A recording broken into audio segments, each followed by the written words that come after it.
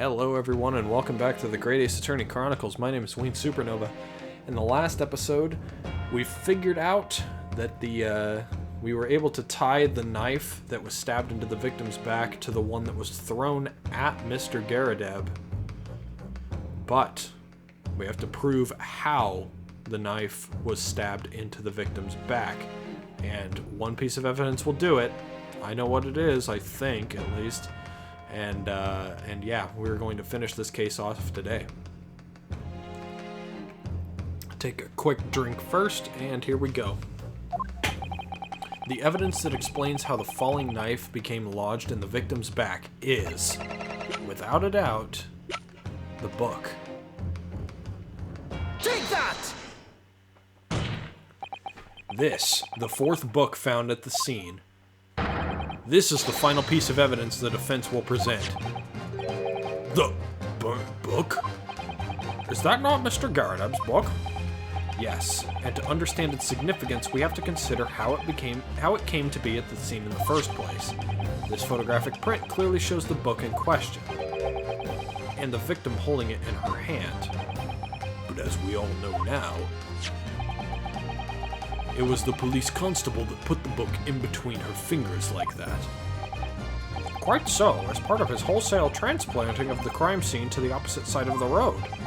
That's true. However, as part of his testimony, Constable Beat made an extremely enlightening statement on that point. But what made you place that book in the victim's hand? Oh, well, sir, that's because that's how I found it. When we first ran over to the scene, the victim was already holding the book. So when I moved everything, I made sure it was still in her hand. In other words, the victim had already picked the book up of her own volition. And clearly, that must have been before she suffered this knife wound. Well, I should say so. After being attacked with a knife, I don't imagine she'd have been doing much of anything. So the question becomes, why did the victim have that book in her hand? By jingo! I think I'm beginning to see what may have happened now. Oh, dearie me. We know that the book fell from the top floor of the Garadeb household onto the pavement below, at precisely the moment that the victim was walking past. Yes, at exactly that moment. The young woman was walking along the street in the light fog, when all of a sudden, a book fell right in front of her. The book I threw. Yes, Mrs. Garadeb, and what do you think the woman did? What would you do if you were walking along and suddenly a book landed in front of you on the pavement? Well, I really can't imagine it, but I suppose she might have reached down and picked the book up. Yes, that is exactly what the woman in fact did. She picked up the book. Oh heavens! And when the woman reached down to pick the fallen book up, what position would her back have been in? That's right, facing the sky, completely and utterly defenseless. Then, in the very next moment, while the woman was still bent over picking up the book,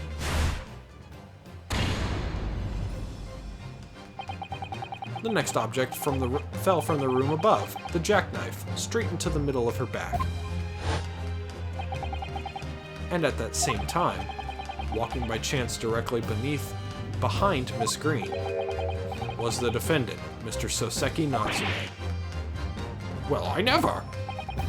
It appeared to Mr. Natsume that the woman simply collapsed onto the floor. In the dark and the fog, he didn't see the knife falling on her from above. Oh! And from the other direction, the constable and his wife saw no one but the victim and her apparent attacker. So there never was a real culprit to run from the scene in the first place. No, this was nothing more than a series of unlikely events that culminated in an unfortunate accident. And that is the real truth behind this case.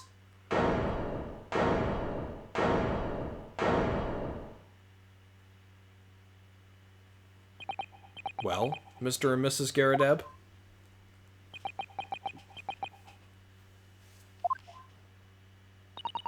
The very first time you showed me that knife, I had my suspicions.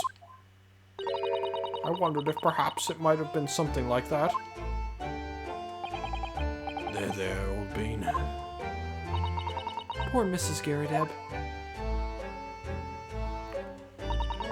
Of course, I never meant for anything of the sort to happen, but it was all my fault, wasn't it?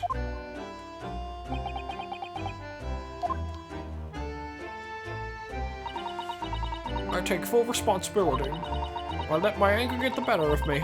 I threw that book, and I threw the knife as well.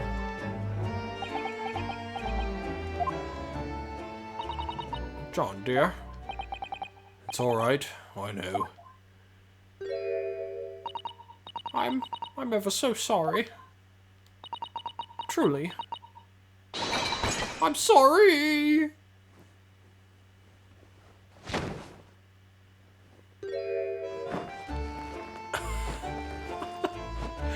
He's got that bad knee, too. Oh, man. You're doing big squats. Huh. Good try, at least.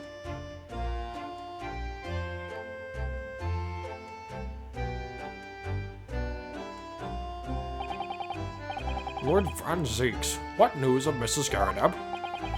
She's been taken to the infirmary. It would appear that today's events had left her in an especially flustered state. However, I believe she will recover in due course. There is no cause for concern. Yes, unbeknownst to themselves, they caused what could have easily been a terrible tragedy. They shall have to prepare themselves for the consequences of their actions. There is some good news, however, my lord. I have just had word from the hospital where the victim is being treated. Her condition is improving steadily, and the doctor believes she will regain consciousness soon. It's strange. We've been talking about the victim all this time, but we've never once met her. Not only have we never once met her, but we don't know much about her either. And I'm concerned about Mr. Soseki Natsume, considering he's completely innocent of all this. How wonderful! The woman is out of danger, it seems. Yes, that is good news. So, Mr. Soseki Natsume.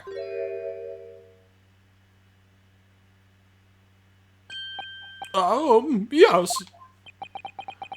On behalf of my fellow countrymen, I would like to take this opportunity to beg your pardon, sir. You came from your own distant eastern homeland to study our great British culture, and have been repaid with immeasurable unkindness. Please accept our heartfelt apologies.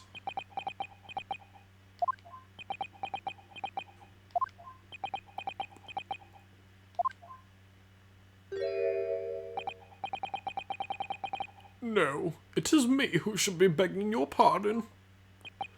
Oh no, Mr. Natsume.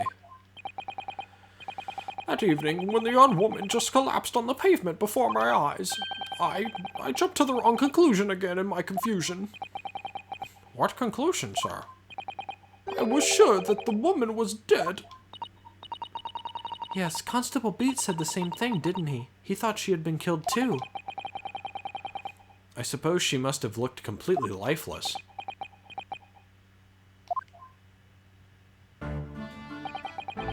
It's been about a year since I arrived in Great Britain now, but I still can't get used to life here. I can't relax. I'm sure there are evil spirits lurking in the fog, like they're haunting me. Poor Soseki-san. His imagination really has got the better of him. I'm starting to believe him. A little bit. I mean, especially if something bad happens to him at the end of this trial like it did Magnus. Yes, poor man. So when it happened, I thought the young woman had been taken by the fog spirits. I should never have dropped my books like that and run away. I should have called for help, for a doctor, for the police. Instead, I've managed to create a rift in the relationship of trusts between our two empires. And for that, I am truly sorry.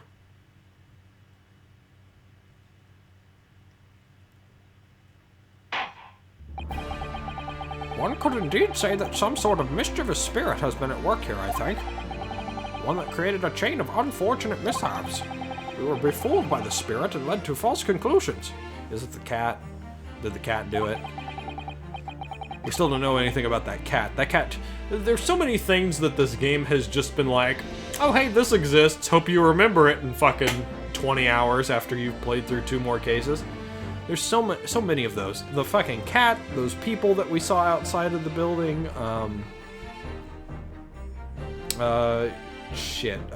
the reason we don't know the motive for the first murder. We don't know why Dr. Wilson was the one who was targeted and killed. We don't know the motive for that. Kazuma's was an unfortunate accident, and all that. So I don't think there's really... I feel like there's something from the second case, but maybe I'm wrong.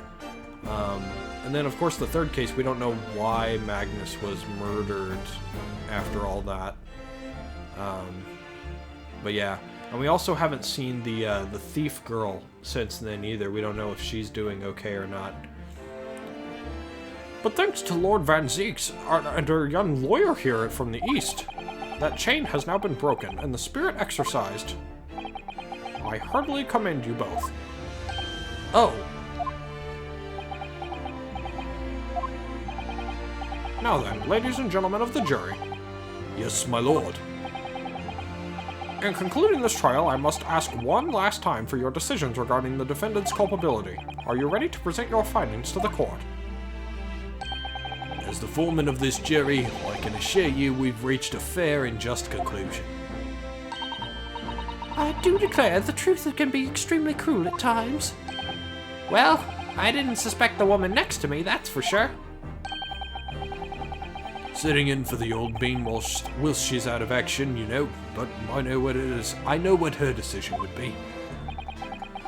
Does this mean I'll finally be able to get out of here and start work? Well, it's about time. I say, I'll have a corker of a story to tell the grandchildren when I get home, won't I? Very well, ladies and gentlemen of the jury, I hereby demand your final decisions. Mr. Foreman. Not guilty. Not guilty. Not guilty. Not guilty. Not guilty. Not guilty.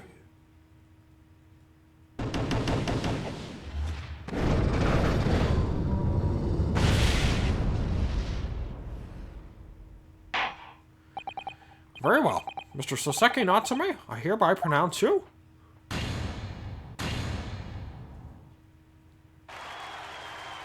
Yay! Confetti and fireworks.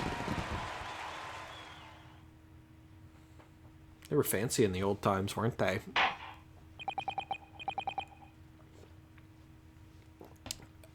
And finally, Mr. Natsume. Oh, yes, Lord Sir. You are now a free man once more. It is my hope that you will continue to further your education in British culture. And may you never again be brought before me. Oh, yes, sir. Of course.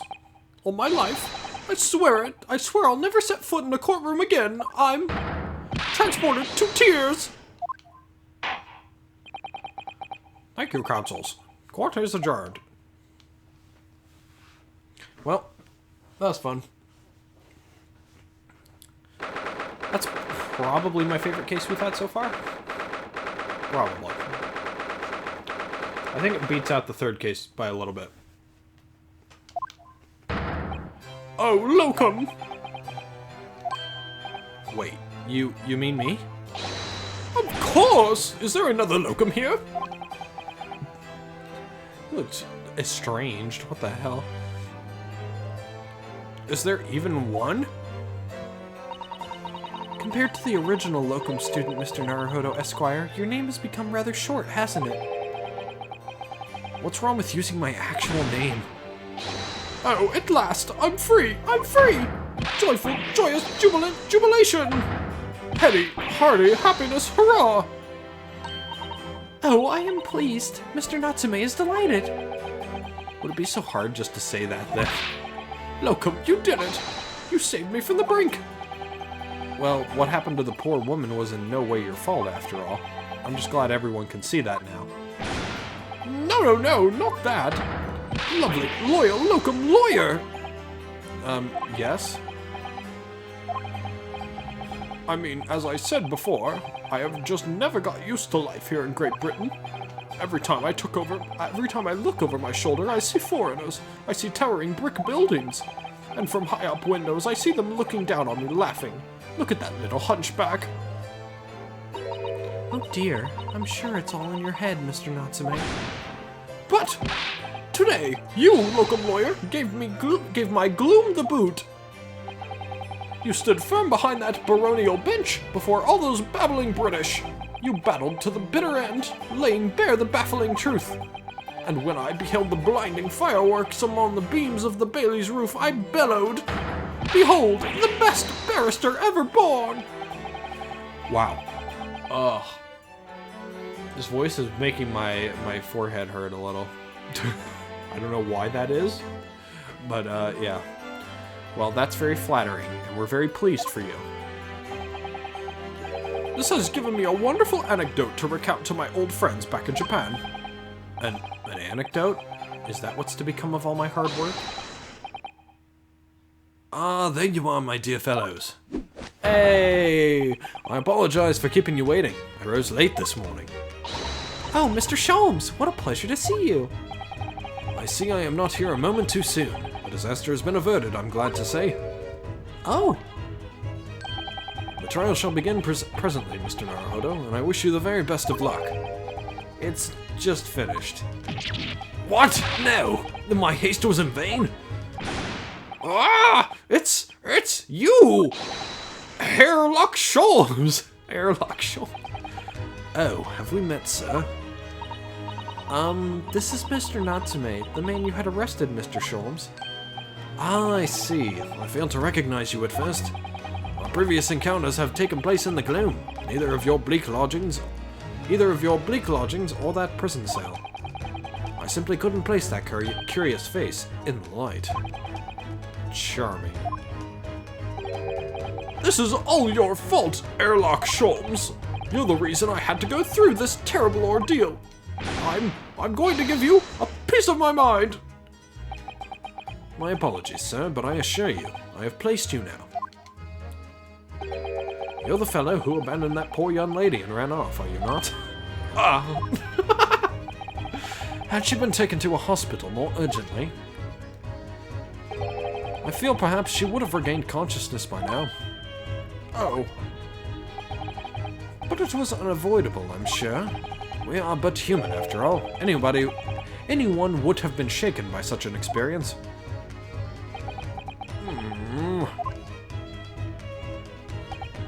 I do feel very badly about how I behaved. Well, never mind. Now then, what was it that you wanted to say to me, sir? Nothing. Priceless. Oh, I'm sorry, really, but that was quite priceless. Poor Soseki-san. Still, on the bright side, you've had an extremely entertaining experience without paying a penny. And it would seem you were not even found guilty. But there is no bright side. Whatever do you mean, Mr. Natsume? Even after this, I'm still cursed by the spirits and now by the Reaper. Ah, Lord Van Zeeks. I haven't forgotten, you know, what facing that man in court means. Even if you're found not guilty, you're still doomed. It will all be alright, Mr. Natsume. If the Reaper appears trying to make trouble, I will protect you. Hiya! Why me? With a perfectly executed Susato takedown. Much as I like being turned on my head, a bit of warning might be nice next time, Miss Susato.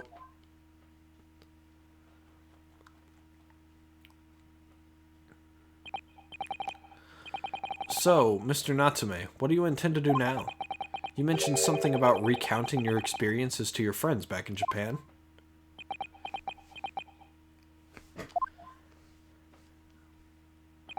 Yes, I intend to return to my homeland soon. Oh, It has already been a year since I arrived here in Great Britain. I've visited universities, libraries, bookshops. I've been honored with the tutelage of professors. I've learned so much about the wealth of literature here and the city it has shaped. And I've come to realize that it is my calling to sail home and tell my fellow countrymen about it. that's very touching, Mr. Natsume. Or, in perhaps less veiled terms, you wish to withdraw halfway around the world to escape the terror of the Reaper's curse. That's not it at all! The more I learn of literature, the more this strange feeling claws at my insides. I feel compelled to return to my roots and attempt to pen a work of my own. Oh, I see. A work of literature by Soseki-san. Could be an interesting read. Is it going to be Kamen Rider? I bet it's going to be Kamen Rider. And what about Miss Usato yourself? And yourself, Mr. Naruhodo? We're going to continue staying here. Sorry, what about us? Will you return to Japan alongside your moustached compatriot? Why would we? A week has not yet passed since we arrived in London, and only now does it feel as though we have finally found our feet. And you are accommodated in a hotel at present, are you not? That's right, but we need to find lodgings before it bankrupts us. I've calculated we can only afford another 10 nights before our entire budget is exhausted. Well then, you could take my lodgings. Oh, the windowless room? Ah, but what it lacks in windows, it more than makes up for with a floor, and a ceiling, and walls. Great. And of course, I'd be happy to leave behind the accursed evil spirit. Oh my, an evil spirit? That's worth the room 3 times over. I'll give it a fucking Susato takedown. Come here, bitch. Oh yes. It tries to suffocate you while you sleep. It's an infallible wake-up call. I think it's probably a cat. We'll think about it if that's alright. Perhaps I can offer a more welcome alternative. Would you consider taking lodgings with me? Really? Well, a vacancy has conveniently presented itself, though it is up in the attic, I might add. Are you sure it isn't just a storage loft? I spoke with the landlady this very morning on the matter of price, and Iris is cleaning the room as we speak. You must come at once. I presume you have no luggage to speak of. Oh, this is simply wonderful. What an honor to be invited to taking lodgings on the Great Detective's office. In the Great Detective's office is attic. I'm too overcome for words. So suggesting we look elsewhere is out then. Then it's settled. Iris will prepare a welcome dinner this evening. And you must come too, Mr. Natsume. What did he say? I skipped that. I insist. I don't know what to say, but thank you, and yes. Wonderful. Then I'll go and complete the paperwork for your formal release, Mr. Natsume. It shan't take long. Somebody's happy.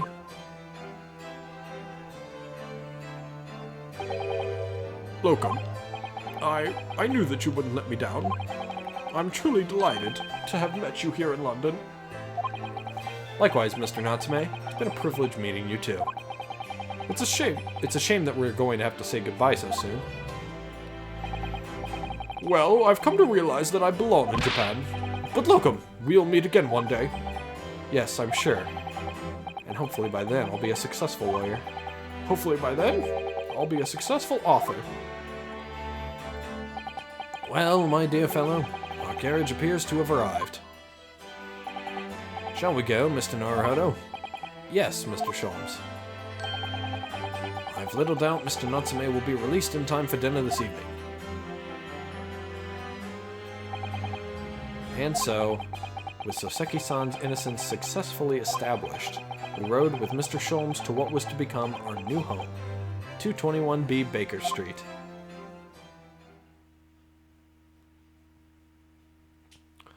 Oh, we still going. Oh, this is nice. It's quaint. It's very quaint.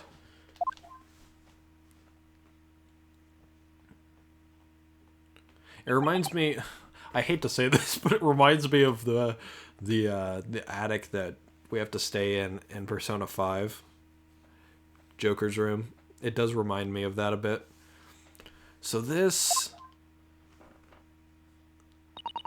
Is to be our new office, yes. our office? I rather like the sound of that. Me too. It's simply wonderful, isn't it? I hope you can see this, Kazuma. It's only a small step. But I'd like to think that we're getting a little closer to your dream now. So, my dear fellows, do you like the place? Ooh, new attire. Ah, Mr. Sholmes. Oh, that's the wrong person. Ah, Mr. Sholmes. Yes, thank you so much. It's a delightful room, Mr. Sholmes. I simply adore it. Good. I'm pleased to hear it. Iris and I are delighted to welcome you. Oh God. What was your voice again? It was rather high-pitched. I hope everyone's hungry. It's nearly time for dinner. We'll eat as soon as Mr. Natsume arrives. We have a lot to celebrate. Iris, you must let me help you. All right then, Susie.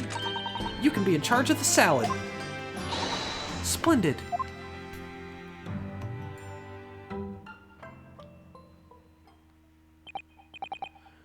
So, Mr. Naruhodo, how does it feel to have your own office in the capital?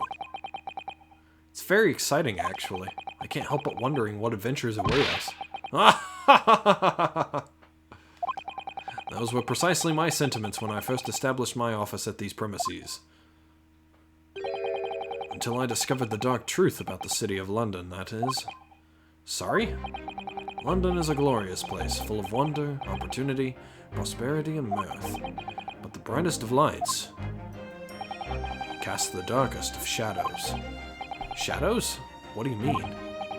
Well, I believe you're well aware of the murkiness that lies behind London's facade already. So once again, Mr. Naruhodo.